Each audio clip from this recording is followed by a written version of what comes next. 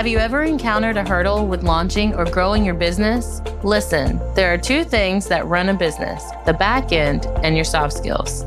Telling you right now, if these aren't in place, you'll lose clients and you'll lose money. You don't want that? Well, you're in the right place. Hey, I'm Dana.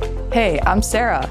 We're your hosts of the Entrepreneur Encounter, and we're going to give you a behind-the-scenes glance into our businesses, give you genuine feedback, tips and tricks, plus occasionally bring on guests that care about supporting you to grow your business organically and nurturing authentic relationships. Are you ready?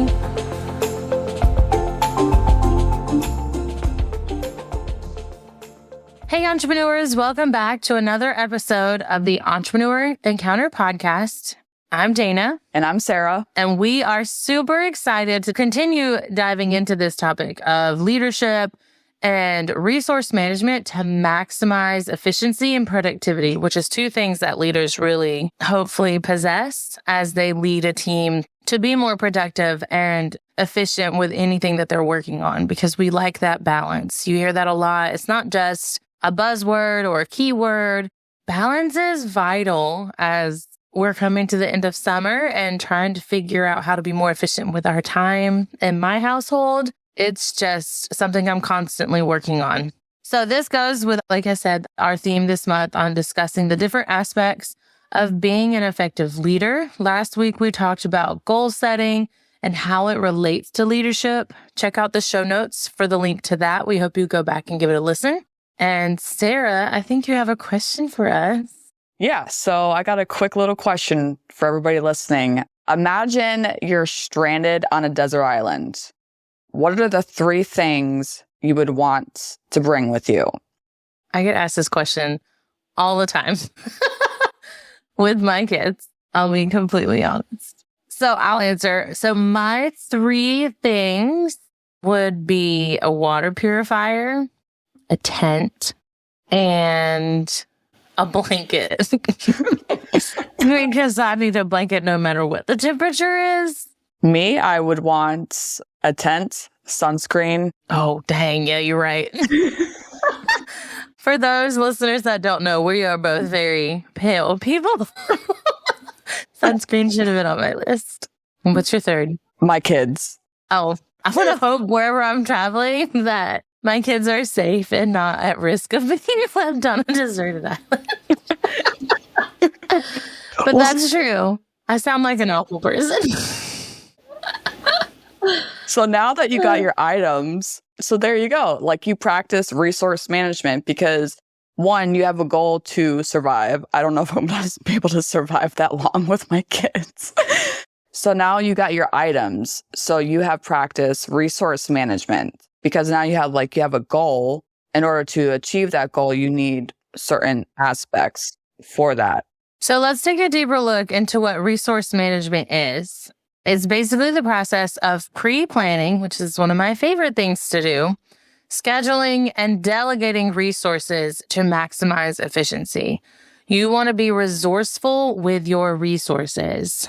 You can have all the resources in the world, but if you're not utilizing them in the best way, then they're not serving you at all, and you almost might as well not have them. So in order for you to execute a task or project, you need resources, and resources can be in the form of software, platforms to track projects, to move people along in your workflow pipeline. This can also be someone on your team or adding people to your team. So depending on what you're working on or where you're at in your business will depend on the resources that you need. So think about what you're working on this month. So if there's something that you're working on, what resources are you using? And do you have everything that you need to get to the end? Typically, we want to work ahead. So that's like the pre-planning stage, to be able to make sure that you have that resource. So for example, if you want a website, you don't have a website, do you know what website host you want to use? Do you know the tech side of the website? Do you know the cost of the website? Do you have the budget for that website? And do you need to hire somebody for that? So there's so many factors that go into play when it comes to what you're working on. So I want to be super transparent. I work with wedding professionals outside of this podcast. And one of them in particular is going through a complete overhaul rebrand. So we are utilizing a lot of resources and doing a lot of balancing act. He has a great platform for his website, which is Show It. I had to think about that one. And it's an amazing platform. It's really great with SEO, but the resources that come with that, really the biggest resource is time. He does not have the time to build out a whole new website.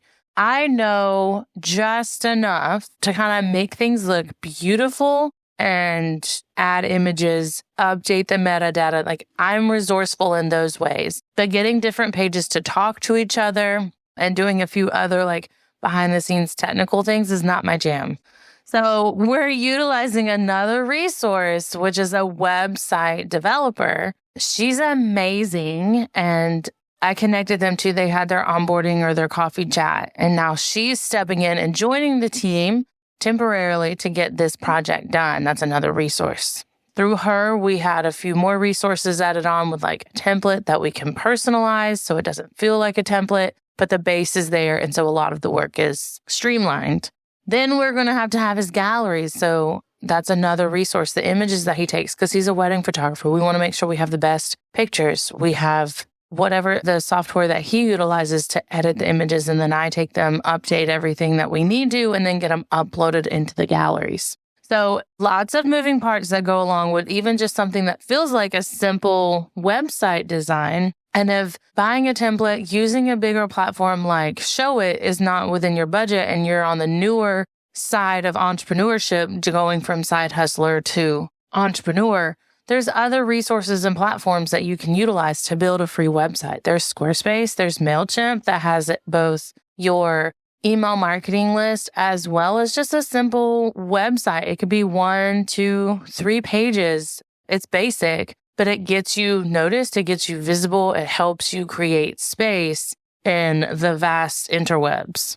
I know when I started my business, I wanted a website, but I didn't have the budget to do it. So obviously I had to use the free version of Wix is what I use. So being able to know that, hey, I don't have the budget right now. I don't have the resources to actually have a full-on website. So use what you have in front of you, the free version. I mean, you're using social media as a different resource, and that's free, but you have to look ahead. So if you don't have the resources to do, a task, a project, you want to kind of make a plan, write it out. Use your project management tool. You can use Asana, ClickUp, Monday. They all kind of do the same thing. Some might have different features that you can use. So there are a lot of benefits to resource management. By having everything in place up front and actually pre-planning, you can avoid problems that will come up. I mean, obviously you're going to face conflict. You're going to face something, but being able to be prepared, you can avoid those problems. It actually can prevent burnout. So again, when you're pre-planning, what can you take on? If the workload is too much, there's no need to do it all at once. So you need to figure out like, hey, I got too much work. Do I need to hire somebody? Hold on while you're there. I think that is helpful. So I use a project management tool called ClickUp, and it gives me a bird's eye view of not just the tasks that I have to do, but how I've delegated. So if I see like one team member has like 10 tasks and the other one only has like 2, I'll check in and say, hey, how are you feeling with everything that's been assigned to you? Are you good? Do you need me to move some things around so that, for that reason, prevent burnout and like make sure everything is moving forward smoothly? So instead of getting it, and a lot of my clients, they just remember the tasks that they need to do, which is not bad, but you got to get a lot of it out of your head. I've had clients at first, they're like, I don't understand what you're doing. And I'm like, because you are still trying to do all the things, even though we have this workflow, we have this tool set up, we have these resources in place, and you're still trying to do it all and not letting us do it when you need to be doing X, Y, Z. So that's where transparency comes in too. Everyone has an idea of what's going on. it's easier to break it down and provide a visual of what's going on. So you can, like, in my case, I showed my client, I was like, this is what we're doing for you. This is how we're doing it. This is what you approved of us doing. If you want us to change it, we can do so. But this is currently everything that's set up, essentially. I see a lot of business owners, they're so eager to get something done right now. They're like, okay, we're working on this, but they're excited. You know what I mean? Like, okay, if you're working on social media for the following month, or you're working on a blog post for the following month, and you notice that sometimes your client will try to get in there and do some of the work, which they hired you for. I believe that sometimes it's hard for people to let go, essentially. 100%. It is my job to tell business owners to let go and to delegate things to me and my team. And I still have trouble delegating things. Like, I can fit it all in. You can't. I can't. Like, I have hired these virtual assistants to support me. That is my resource that I'm paying for. It's not even a free resource. And I still have to catch myself and say, I need to utilize this better so I can be more efficient with my time and grow in the ways that I want to, or have space open to grow in ways that I don't even process yet. Like this podcast. Last year, I had no idea that I would be wanting to do a podcast and talking to people. This year, I had no idea that I would be wanting to launch a women's professional networking group. But here we are, figuring that out. And really stepping outside our comfort zones. And I wouldn't have thought to be able to do that if I didn't use my resources, which is my team and my platforms that send me blog posts to how to manage more and do all the things. So now I'm inspired to do literally all the things. Exactly. Yeah. So if you are paying for something, software, your team, you should use them to the highest ability that you can. Because one, if you're not doing that, you're wasting your money. That's money that's gone out of your pocket. So if you're paying for whatever resource that you're paying, what do you get out of paying? For example, so we use Riverside to record our podcast on. I got the paid version because the amount of times that we record. So you use that, all of it. Because what's the point if you're going to pay for a resource and you're not using it, right? I can't agree with that more. So all in all, the main thing is be prepared. Don't pay for something you're not going to use. Really take your time to look at your options, audit your budget, review your budget, and see what you can afford and how resourceful you need to be to get set up a seamless system and to grow and be productive and efficient. Don't just jump in anything if you're not able to do it. In leadership, those of you that work with you are going to look up to you. So really big picture, think of that, be that example and help anywhere that's needed. But don't just load it off on someone or real quickly say, oh, well, I'll just do it. No, take the time to use your resources and train. Next week, we're going to be diving in a little bit deeper in creating systems and processes to help you set goals and maximize those resources and achieve them, really setting up the touch points, the stepping stones to achieve that goal.